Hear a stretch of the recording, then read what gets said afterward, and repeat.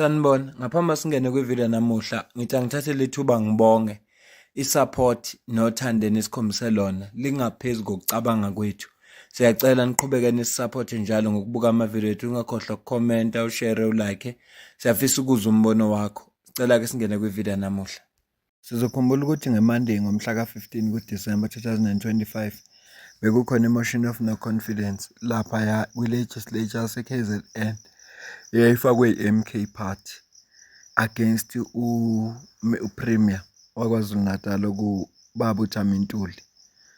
Ayihambanga ngendlela bona be-MK Party bebefisa ngayo ngoba i-NFP umama uMbali uye washintsha umqondo wakhe angahambisana nokwakushiwo upresident weqembu lakhe ukuthi bona bazohamba nomkhonto wesizwe party, kodwa wahamba ne-Government of Provincial Unity okuyi-IFP, ANC ne-DA kanye nayi-NFP. Ngalo lolo suku kwaphuma istatement ukuthi kune-National Executive Committee meeting esheshayo ye-NFP ukuze kube khona iy'ndaba abazidingidayo. Ngithema ngithi ngiyabrowser ku-internet ngazithela phekwa nansi letter. I-email ethunyelelwe umama uMbali ithi attention comrade CM Shinga. Isihloko sithi request for an urgent report with regards to your debate at the KZN Provincial Legislature on the 15th of December 2025. Dear comrade MC Shinga, KZN Provincial Chairperson and Public Representative deployed to the KwaZulu-Natal Legislature. 1. The correspondence issued to you on the 26th of November 2025 refers to the National Executive Committee, NEC, as its special meeting convened on the 15th December 2025, considered the outcome of the vote of no confidence against the Premier of KwaZulu-Natal, which took place on the same date. 3. During its deliberations, the NEC resolved to request that you submit a comprehensive report detailing your full debate contribution, including the exact submission you delivered in the legislature. 4. Furthermore, the NEC directed that you provide a written representation explaining your alleged failure to implement the party mandate and why the organization should not invoke Section 3.5.1.2 of the NFP Constitution in response to this deviation. 5. Your written report and representation must reach the office of the Secretary General no later than Thursday, 18 December 2025 at 8 a.m. Secretary of the organization. Reinforce constitutional order and ensure that all employees remain accountable to the collective decision of the party. President NFP yena ukhulume kanje emveni kwemeeting ababenayo ngomsombuluko. Njengoba sithe izolo nakuthaka sifuna ukuguqula uhulumeni wesifundazwe ngoba bahlangene nenkohlakalo. Le phumela yayizolo iphumela yesikhashana. Nangonyaka ozayo sisazoyifaka imotion yokuthi sifuna ukukhipha inhlanhla injabulo yesikhashana ayihlali njengomlilo wamaphepha. Sifuna ukutshela labo abadayisa i-NFP besebenzisa igama kanjinje ukuthi heleleza ikhomfele ziyayibonela. Akho muntu badelela i-NFP kwacela isizini. Ngalo magama ngizonamukela kube ngiyakwazi ngabe yonke ngiyananga ngothando. Ngabe yonke ngisasambeni mhlawumbe siyenando sibesohlala sithukote sidle. Ngabe ngisasambeni sonke nje esiyakholwa nje lesoshawo ngoma. Kodwa konke kuphosile. Kancane i-NFP yavuka. Kancane i-NFP yaphakama. Kancane i-NFP izodala ushintsho, izokwakha ushintsho, izola nenkohlakalo. Ngithi nonke malungu i-NFP niyathanda. Hambani niyokhankasa, hambani niyovota. Hambani niyocela abantu. Siso lapha ku-Facebook abathi uBas Kruger ubhale enye ipost echaza ngendlela enze ngayo uSpeaker waKwaZulu Natal lo mbona ku screen sakho uyena ubhale kanje. Fundeka kanje open quotes. Remember, the reason why Nontobeko Boys protected Premier Thami Ntuli in all cost is because she was part of the New York trip.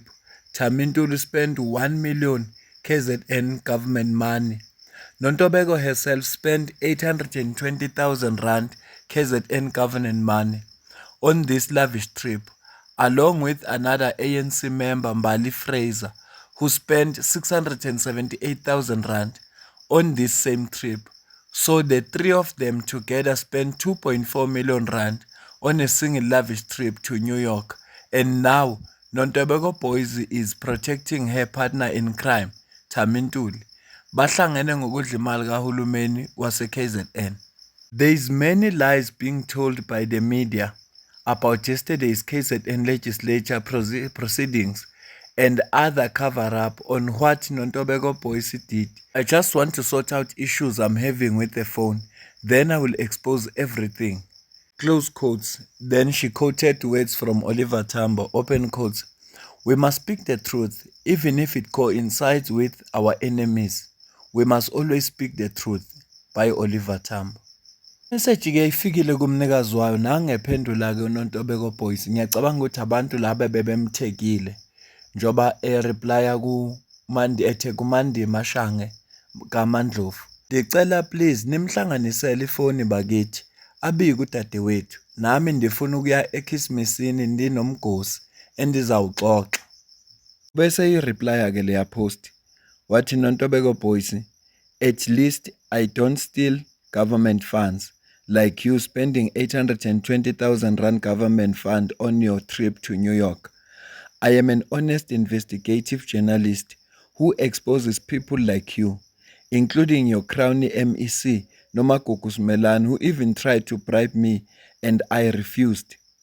The fact that you hold a senior leadership position in the state and can make fun of poverty shows that you don't care for poor people and don't know what is a purpose in that position.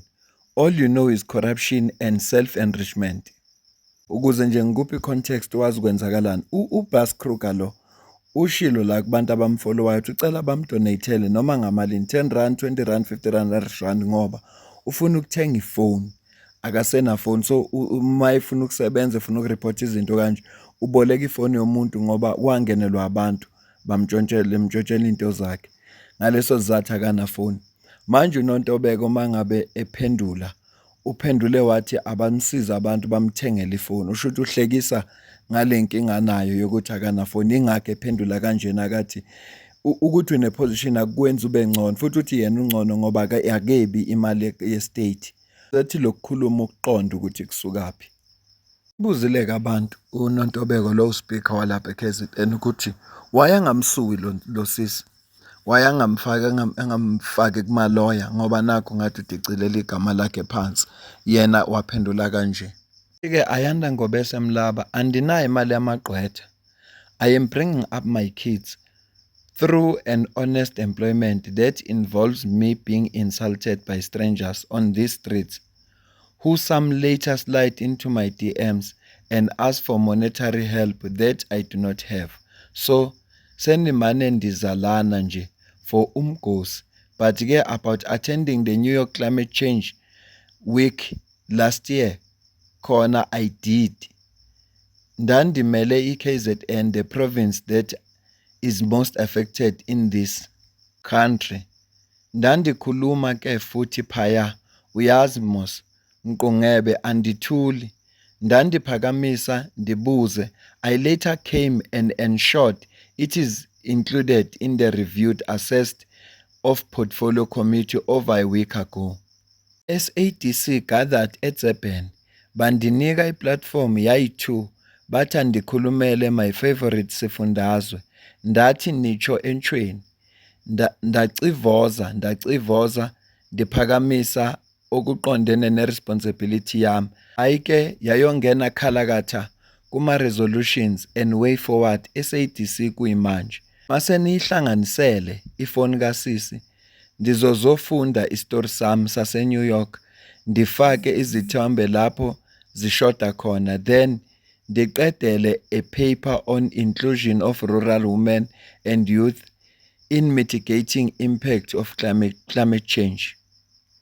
Kruger mayiphendula, Nontobeko boys, you write such a long paragraph defending spending 820,000 Rand KZN government fund on a trip to New York for something that you could have watched on TV like the rest of us. Where did I slide in your DMs asking for help? Show us the screenshot. Not only you are corrupt, but also a liar. Phinde wabhala kanje uKruger, was in the interest of the KZN province that she attended the climate change conference in New York. I then responded as to why she wrote a long paragraph defending spending 820,000 Rand on a conference that she could have watched on TV like the rest of us. I must also add that there is no Provincial Department of Environment Affairs. So the KZN government and especially the KZN legislature speaker had no business going to New York because they have absolutely no influence in climate change policies. It is also lies that Nontobeko boys cannot afford lawyers because the KZN legislature has permanent legal representation. And this matter I posted about, it has to do with Nontobeko boys in her capacity as Speaker of KZN legislature, and further has to do with the work of the KZN legislature. So her claiming she can't afford lawyers is just to hide that she knows I posted the absolute truth, which she herself has admitted here, as shown by these screenshots. This matter is currently before the KZN Legislature Ethics Committee, and if Nontobeko boys is found by the Ethics Committee to have committed wasteful expenditure, she will open herself up for criminal charges of corruption because the Prevention and Combating of Corrupt Activities Act strictly prohibits the abuse of power. This is interesting ngoba kuma provinces wonke ikakhulukazi KwaZulu-Natal ayikho i-department ye-environment, ayikho. So ikhona national or bebedelegatwe ilo i-department national. Sike sithi khona why kungahambi uminister wayo, MEC wayo noma MMC mayekhona wayo kodwa kuhamba uspeaker. Lo 7 million abakhuluma ngayo ngazi bakhuluma ngomuphi 7 million. Lo labantu belikhuluma ngalo umuntu alihlale liziba lokuthi uNdunankulu wakhohlisa iParliament noma ishamthetho ngemali ayisebenzisa eNew York. Kufanele babatshela abantu iqiniso ukuthi babebuza ngemali uNdunankulu uqobo lwakhe yena indleko zokuya eNew York. Ulwazi uNdunankulu altablisha legislature ayilinikezwe administration from the office. Uma kukhona ke ama gaps akhona ama rand nama cent akufanele bese le nto kokhohliswa abantu ukuthi uNdunankulu akakhulumanga iqiniso. Okwesibili lo 7 million abakhuluma ngayo ngazi bakhuluma ngomuphi 7 million ngoba bafanele bethi indleko zethimba lonke, including the Speaker of the Legislature, including uhlalo we-Portfolio Committee ya-Committee Safety and Liaising, including ama-officials ayihambile zafika kuleyo mali. Vele kuyemelika-ke kubiza malini, $1 nerandi kubiza malini. Uma kuthiwa ithimba lonke laspenda leyo mali leyo kwakufanele iNingizimu Afrika ingayini ngoba iNingizimu Afrika iyona ebikade uhlalwa lomhlangano lo. Kwakufanele sihambe siyonza lana handover ngoba seku-Western Cape esiuhlalo manje walomhlangano okhuluma ngokuguquguquka kwesimo sezulu. Lo mhlangano obalekile ngoba isimo sokuguquguquka kwezulu niyawubona ukuthatha imphefumulo yabantu. Manje la kukhona izinkundla laxoxa khona ngamaqhinga nanokuthi imali ingatholakala kanjani ukulekelela abantu ukuthi babhekane noma siphala bhekana lesimo lesi. Asikwazi thina ungabe ingxenye yakhona. Manje ke akufanele ukuthi baba baholi abakhuluma ilumbo ebantwini. Sechazile ku Premier ukuthi imali le imali engango 7 million isiyonke kodwa yethimba lonke. Khumbula ukuthi uKruger bekhuluma ngemali nje egibele uNontobeko nalomunye usisi no Premier kuphela. Kodwa yena ubala eyethimba lonke. Thina ke asazi. Ngicela ke ukucaphunela nansi video. We're not stupid as the people of KwaZulu-Natal. We know the law, we know the legislations that regulates the IEC. The people of KZN voted for a particular party majority in this province. we participated in the program to ensure that the IEC do account for their discrepancies that they did. It's not an allegation, because of serious gross violation of the Electoral Act. And when we wrote to the IEC leadership in relation to their chairperson saying, we rushed to declare the election result even before they respond to the objections raised in terms of Section 55. And when we refer him to Section 57, subsection 2, paragraph 3, which says the IEC must not declare the election result before they deal with objections raised in terms of Section 55. He proceeded to say that no, we are doing that because the market invested in the elections.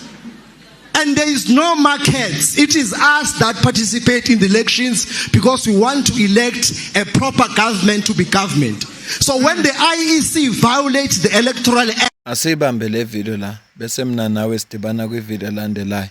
Okwamanje sixoxe lapha kuma comment ngalolu daba nje lulonke. Ngizwe ukuthi wena ubona kanjani, wena uzwa kanjani. Ungasupporta ngokusidonatela noma ngamalini khona i-account kwi-comment ephiniwe. Ungasupporta ngoba imember yale channel iqala nje ku R40 ngenyanga ukuya phezulu. Ungakhohlwa ucomment, ushare, like, usubscribe.